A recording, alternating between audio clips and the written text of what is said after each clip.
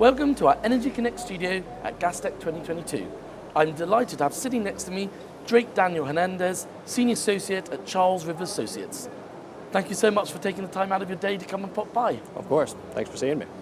Now, hydrogen's quite a buzz at the moment. I'd just like to get your viewpoints of where the hydrogen market is and where do you think it could be going to, and maybe touch on some challenges you think there's out there. Sure.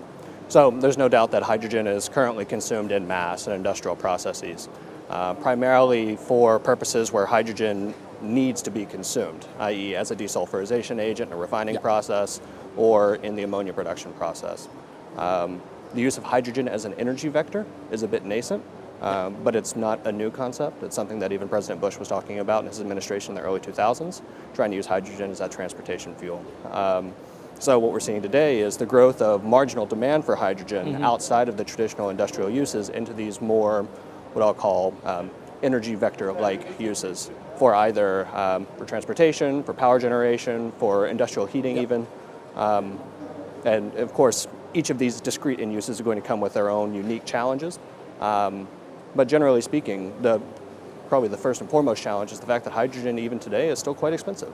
Clean hydrogen critically, both electrolytic and blue, which would include the carbon capture element to it. So if you're trying to clean up the existing hydrogen demand, you're necessarily going to be replacing a relatively cheap feedstock with a more expensive feedstock, and that's going to roll through to your ultimate cost producing your product, right? So, I'd say that's... Yeah, interesting. And how would you say, because I know you've spoken in the panel about, making hydrogen projects bankable, or, as you said, that still quite high investment needed in these projects, but what do you think can be done, or what do you think companies can look at to try and sort of maybe speak to the financial sector? Well, I mean, to me, it's all about who is the off-taker, right?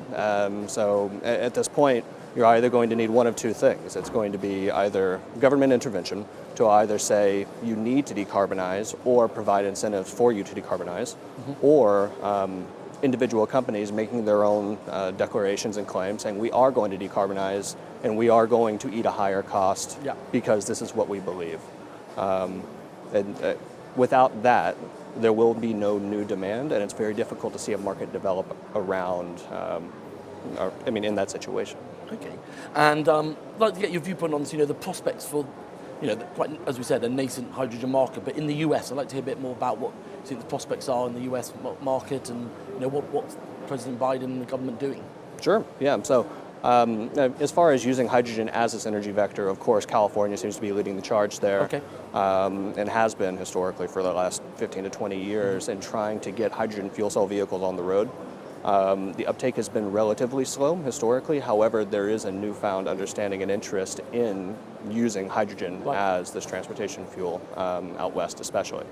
Aside from that, you're seeing various utility companies in the U.S. consider hydrogen as a potential long-duration energy storage medium for their operation. So if they need to balance their own system and their own portfolio, that's a missing key right now. If they are truly going to decarbonize and go to a 100% renewable world, you need that firm, clean, dispatchable resource, and hydrogen could theoretically play that role.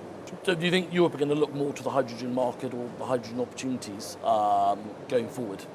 The European companies seem to be driving demand for hydrogen, and the governments especially, and the companies are following suit. For any number of reasons, whether it's decarbonization, whether it's geopolitical, they seem to be driving the charge today, followed quickly by East Asia and the countries and companies in that region actively trying to think about this from an energy strategy or energy security perspective. Now, obviously we're day 3 of Gastech. Just want to see how it's gone for you, and what do you see as Gastech this show for the gas and LNG market?